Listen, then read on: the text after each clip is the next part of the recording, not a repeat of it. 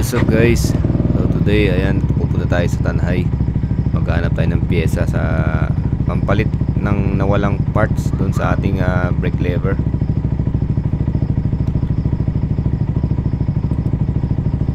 Yung kasing adjustment ng brake lever natin, eh, nung nabili ko tong motor, wala na yun.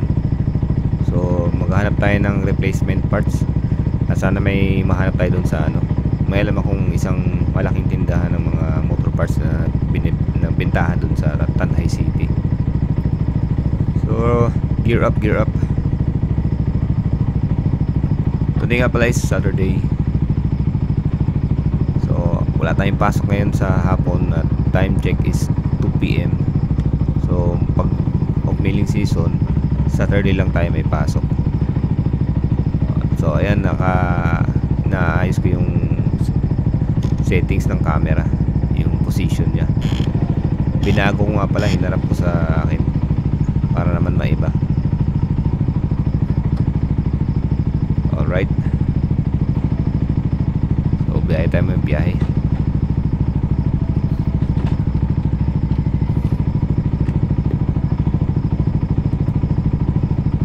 Close ko muna yung lid yan para hindi tayo pasukan ng ikabok.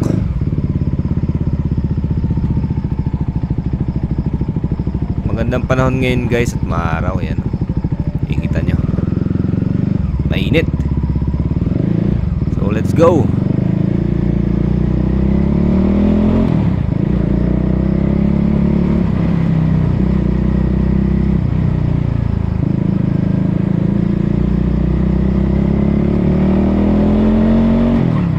So for today's video, yun nga,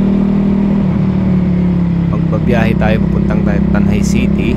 Maghahanap tayo ng parts na kailangan natin para pampalit dun sa ating brake lever na adjuster.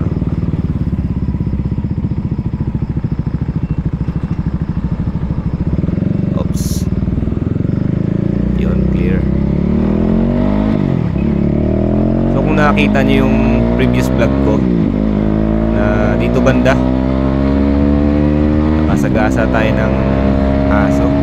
Paano ba naman, kasi bigla lang sumulpot at hindi ko siya napansin kasi sa kabilang linya meron akong kasalubong tapos may nag-overtake at the same time. So yung nalagpasan ko yung dalawang sasakyan, biglang may bumungat na aso at patawid, biglang tumakbo. So nangyari sa motor natin, sumagi yung front fender dun sa tipo sa ilalim, so may bolt, so nagkaroon siya ng gas-gas.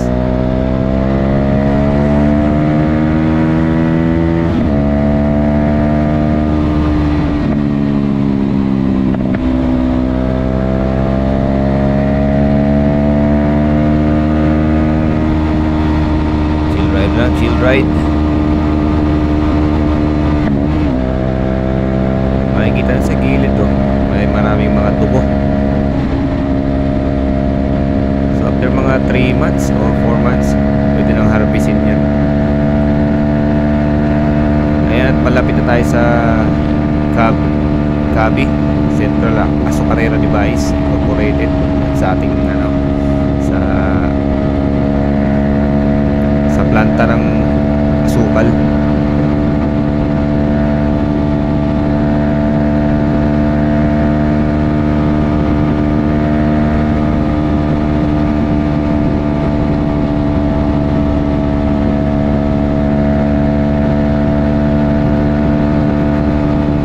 Ayos din pala itong yung ating GoPro Hero 9. Ayan, katapat sa atin para may iba yung view.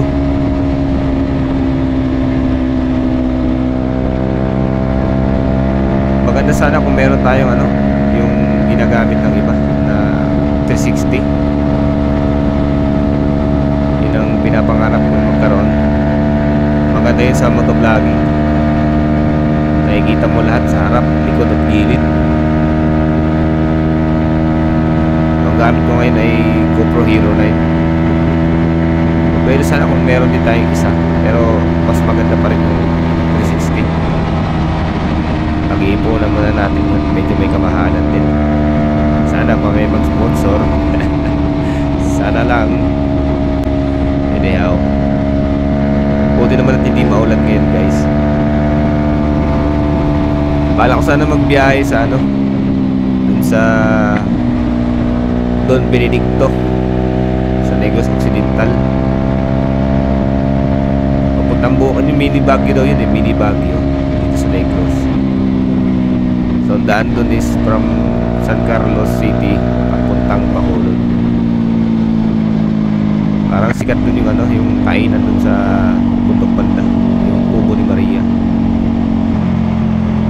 Alright, ito na yung Cab Center sa Carrera de Pais. Ayan.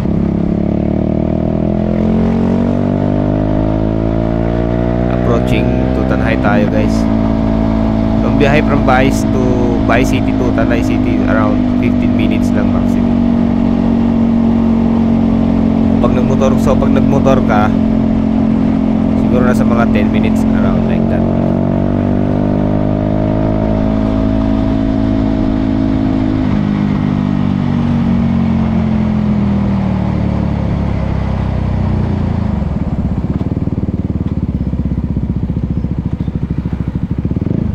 Oops, traffic sa unahan. Merong mga sasakyan.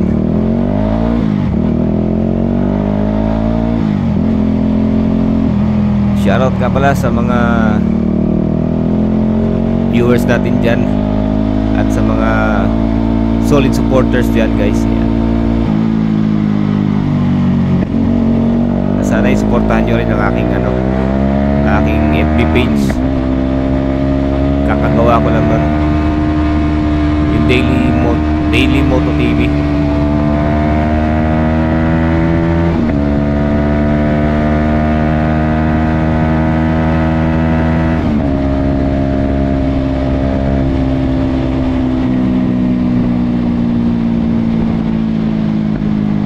Ganda ng sikat ng araw. Sana laging ganito.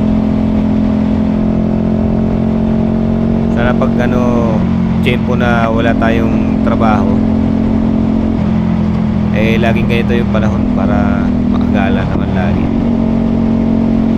Makapag-vlog din. Kaso maganda sana kung marami kang mga kasama. Medyo parang malungkot kasi pag solo rider mo lang, nagsosolo ka lang. Solo riding.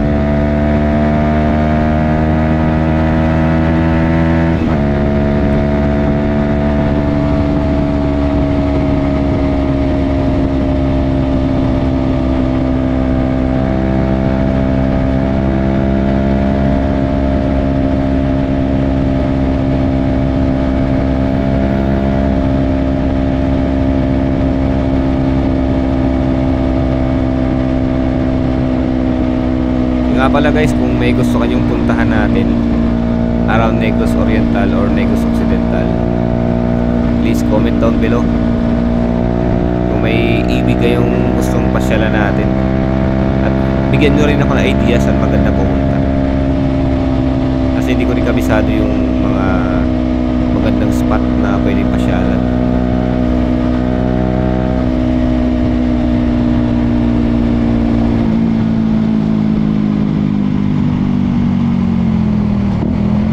And malapit na tayo sa Tanay City.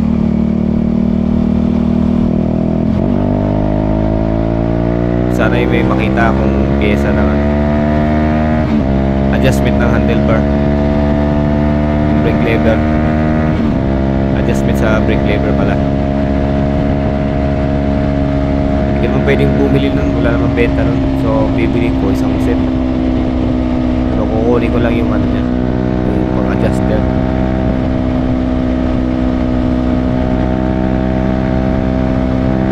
Meron sa online, kaso check ko muna dito sa Tanay City kasi merong malaking tindahan ng motor parts dito.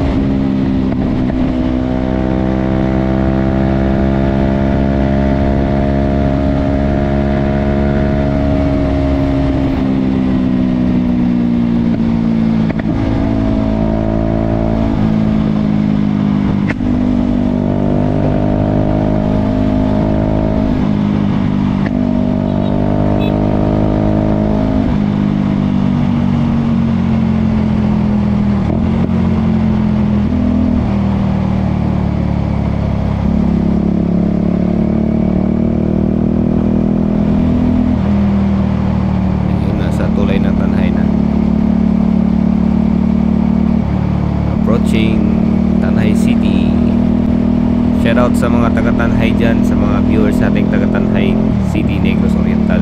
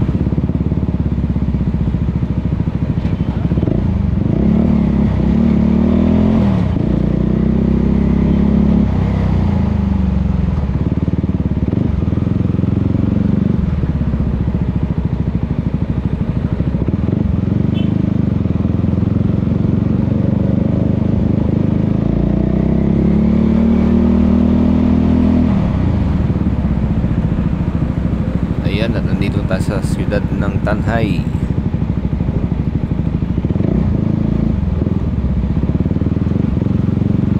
Yung pupuntahan natin malapit lang dun sa crossing na daan papuntang Tanhay Warp, dun sa tapat ng Jollibee halos. Yun, nandito tayo sa banda sa may merkado nila.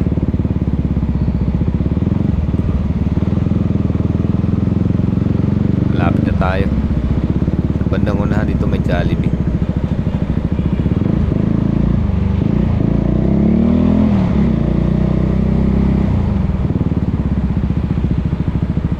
Alright, tayo at liliko sa kaliwa at magpa-parking.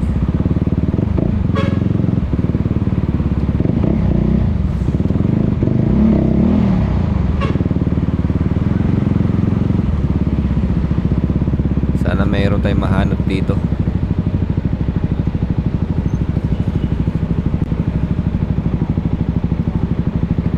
Parking muna tayo, parking.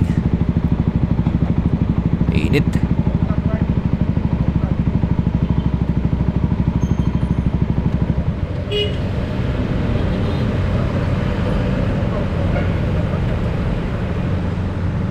So yun guys, at nakapagtanong na tayo. So hindi na ako nakapag-video at nagmamadali tayo guys. Ayun, at wala tayong nakita na pwede sa ating brake hand lever adjuster. Wala sila available. Meron sila pero yung parang plastic yung ano niya, yung adjuster, at hindi siya pwede dun sa brake lever natin.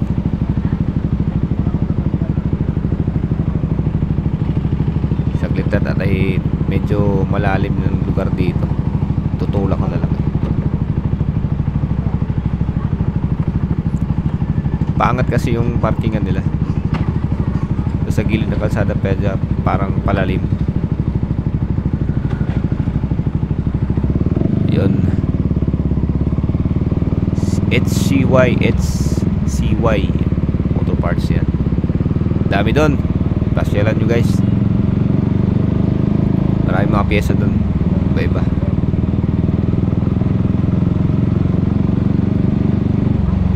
So pasyal muna tayo sa total nandito na rin tayo sa Tanay City. Pasyal muna tayo sa Tanhay Warp. So from highway around mga 5 to 10 minutes ang biyahe.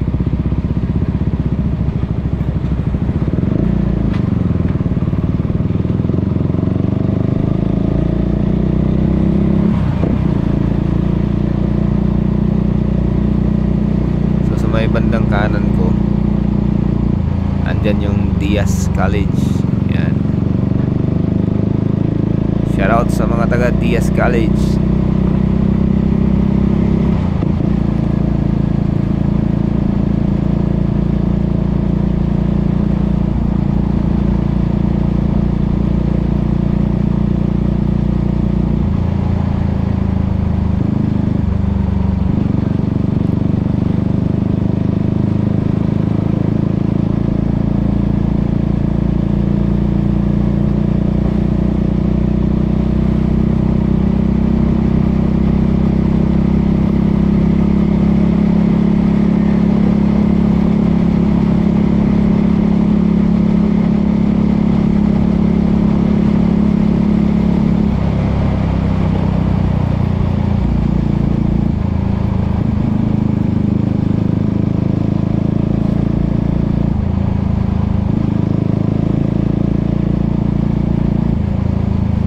Malapit na tayo sa Tanhay Warp.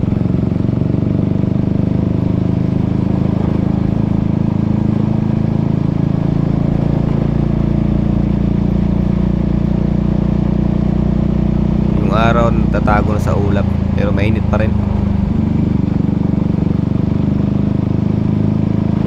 Well, at least maliwalas ang panahon, nakagala tayo.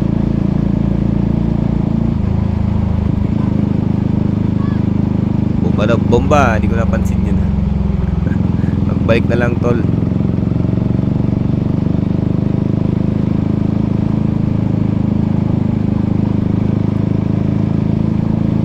Marami kasing na-amaze sa ating motor, guys. Pero ito ay single cylinder lang siya, kaya ganyan yung tunog niya. Iba pa rin pag inline 4.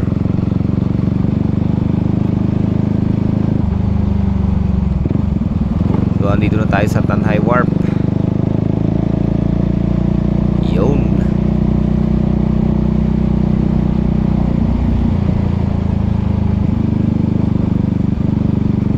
Walang katao-tao pero maraming naliligo sa baba. Medyo mababaw lang pala dito sa baba, no? Sa dagat. Kasi yung mga nakikita kong mga naliligo, nakatayo lang sila. Bomba daw, sabi ng bata dun sa may bangka. Bomba!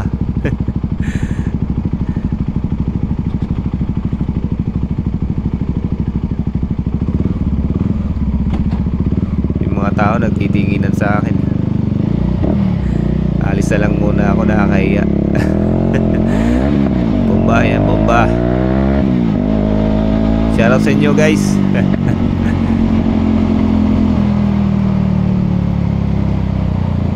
Gusto ko sana magtambay dun, kaso lang ako lang mag-isa at nagtitinginan silang lahat. Dito muna tayo sa Boulevard.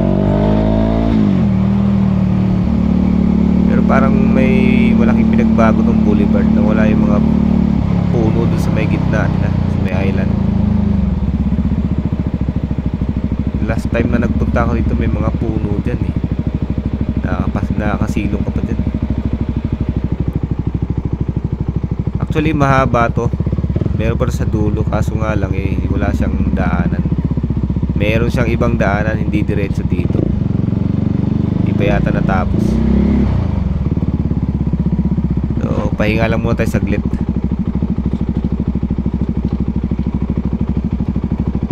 Mapagunat-unat. Ayan, nadidinig nyo mandar yung fan. So nasa 85 degrees Celsius yan. Kasi mahina lang yung takbo natin So ayan guys, nakapag-chill na tayo saglit. So alis na tayo. Uwi na tayo sa bahay.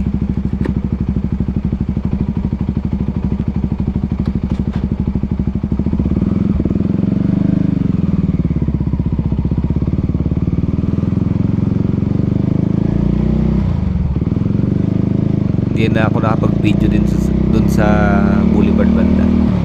Wala naman ding mga masyadong magandang views din. Hindi ko rin dala yung drone. Dapat pala dinala ko yung drone, makapag-drone saglit. Next time lang, next time. Kung may alam kayong magandang puntahan guys, please comment down below lang ha. At pasyalan natin. Para naman meron kayong maabangan sa susunod nating video.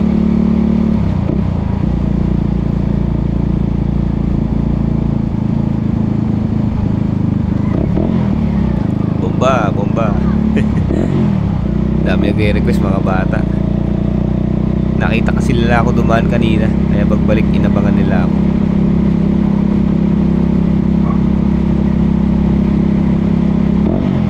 Bomba, ayan. Ito pa rin talaga tunog ng inline 4. Sana makakuha tayo ng inline 4 ng motor.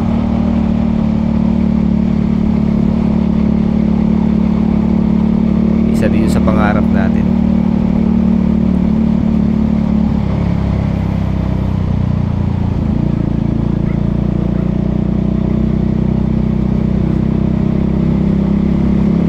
Meron nga palang nadisgrasya dun banda sa PCH Trans Central Highway dun sa Cebu City, Balamban. Big bike. Isang big bike at may kasalubong na motor. Hindi ko lang alam kung anong motor yung nakasalubong niya. Tapos yung big bike meron siyang angkas. Bali silang tatlo, sinaway palad. So rest in peace sa inyo. Tingin ko nag-chill ride yung mga yon, kasama ng mga ibang riders din at mga big bikes na dinadala.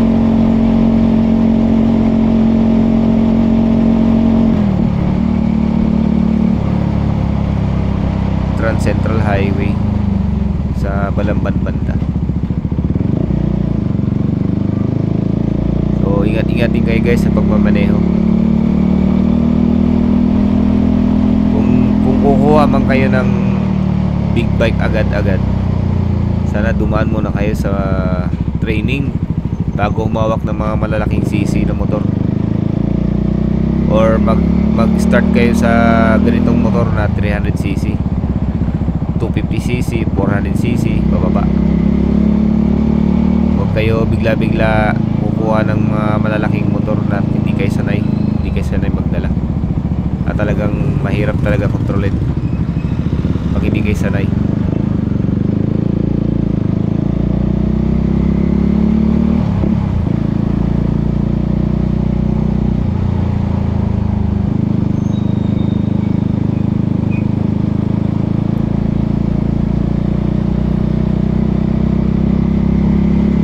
Ito nga yung kinuha ko, yung nasubukan ko siyang imaneho, yung pinakauna ko siyang na-drive. Talaga na-amaze ako sa puwersa niya.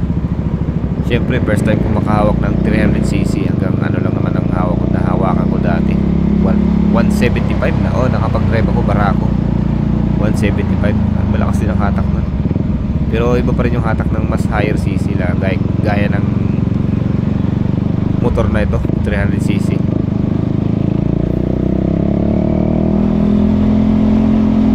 Yun nga lang ang disadvantage ito, medyo ngalay ka, ma-vibrate, at even na rin kasi na single cylinder, hindi kasing smooth ng mga inline 4. Kahit nung branded na KTM 390 RC 390, medyo ma-vibrate din. Ganun talaga pag single cylinder.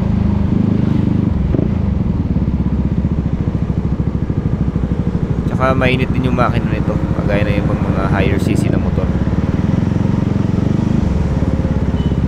Ang ginagawa ko lang, pag uminit na siya, mainit sa binti, sa hita, sa tuhod, inilalayo ko lang yung tuhod ko, pati hita ko sa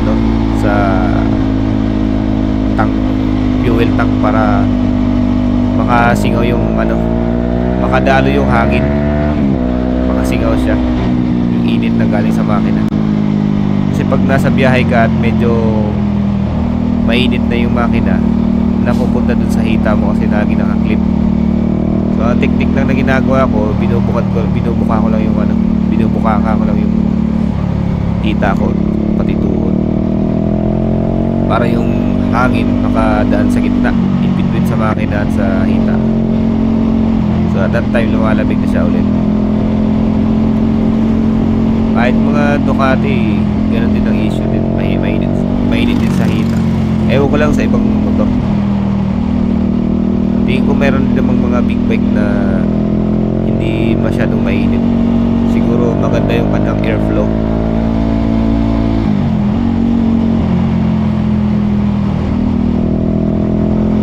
Kung ito nga 300cc, mainit na sa hita, at pa kaya yung mga higher cc, ano?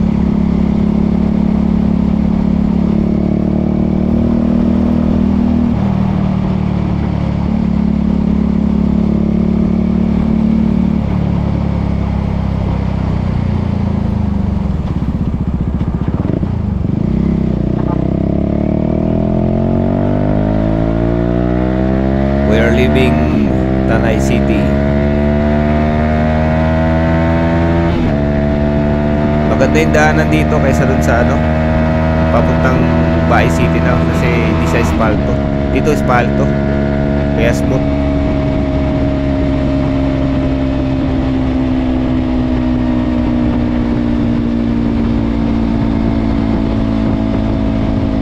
Sarap pumatawid sa mga daan na ganito, pero dapat ingat-ingat din kasi may mga bigla-bigla lang na dumadaan. Lalo na pat gabi, maraming aso, pusa.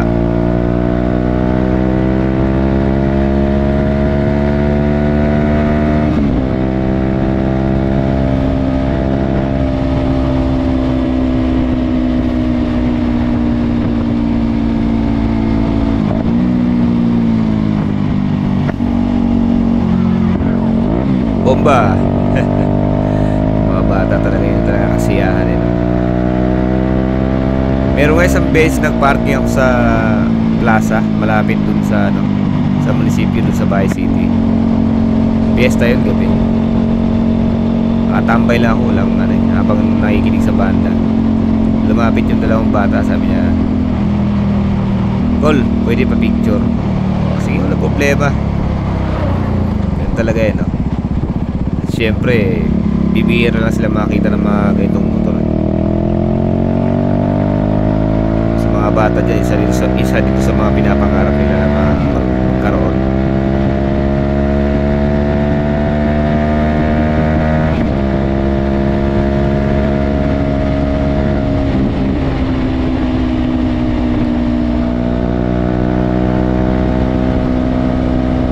So kung nakaabot kayo dito sa video, guys, puntong ito, at nagpapasalamat ako sa inyo ng marami sa lagi niyong pagsuporta sa akin.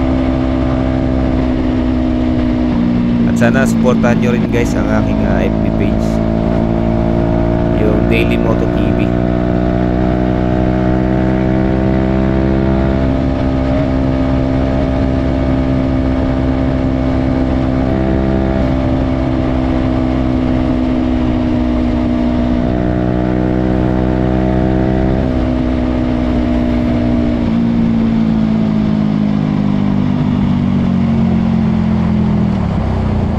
Malapit na tayo sa Cabi, Central Asparera de Bais.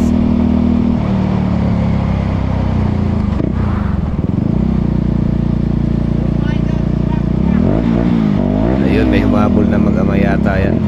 Naka-video yung bata. Bomba daw, idol. Pinagbigyan din natin. Shoutout sa iyo. Shoutout sa iyo, idol. Yan.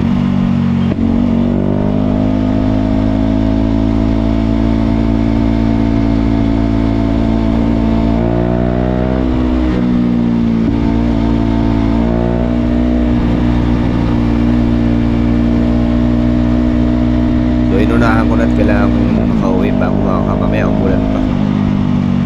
So nagsisimula ng mamuhi yung mga ulam.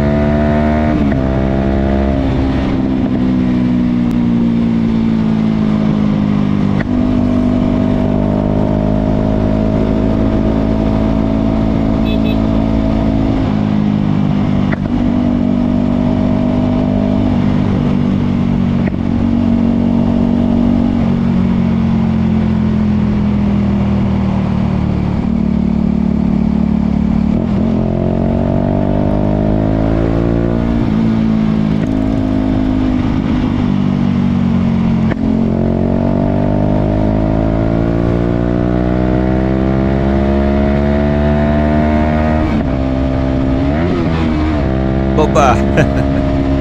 May mga bata. Sumisenyas lang ng ano, sumisenyas ng silinyador. Bomba daw, bomba.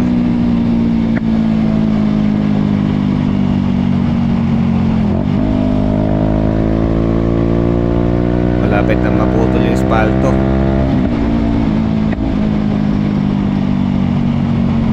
At nag-a-adjust na ako sa lock throttle ko para makapag-chill ride muna. Relax, mabitawan ko yung manubela. Parang siyang cruise control, manually operated cruise control. So yung takbo natin dito is around nasa mga 50 kph to 60.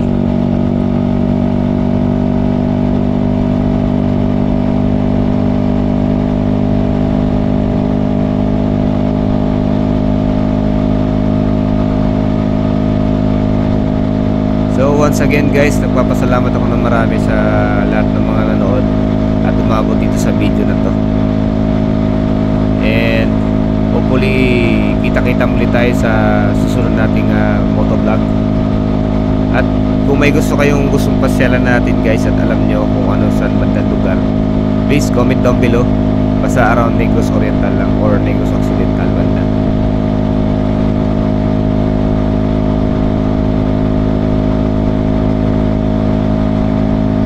Alright, so God bless and thanks everyone.